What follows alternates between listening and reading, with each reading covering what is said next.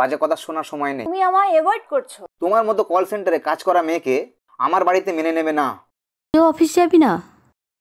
এরকম করলে চাকরি থাকবে?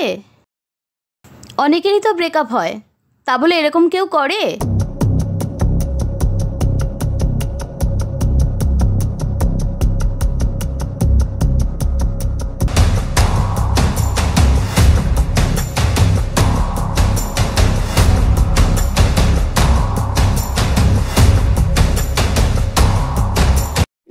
এই দেখুন, আমি তো আমার পরিচয়টাই আপনাকে দিইনি। আমার নাম হচ্ছে দিগম্বর। 1960 সালের 15ই আগস্ট আমার জন্ম। এই ধরুন পুলিশের ঝামেলা, তারপর আত্মীয় স্বজন, পরিচিত অপরিচিতদের নানা রকম প্রশ্ন। সে আমার ডেড বডিটাকে নিয়ে লাশ কাটা ঘরে চলে গেল। তারপরে ভারী কিছু দিয়ে আমার মাথায় মারলো, মাথাটা দুফাঁক হয়ে গেল।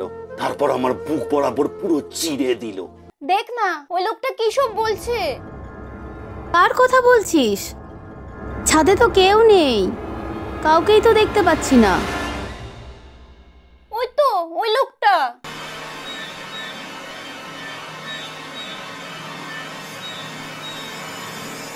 বুঝেছি, অরিত্রর সঙ্গে ব্রেকআপ হওয়ার পরে না তোর মাথাটা পুরো গেছে। আপনি? হ্যাঁ, আমি আছি, আবার আমি। ইন্দ্রাণী আপনাকে দেখতে পেল না। আমরা তো সবাইকে দেখা দিই না। আপনার কেসটা ইম্পর্টেন্ট, তাই কিছু করি না। কিন্তু আপনি যদি সুইসাইডের প্ল্যানটা ড্রপ না করেন, তাহলে কিন্তু তাহলে কি? ঘর মোটকে দেবো।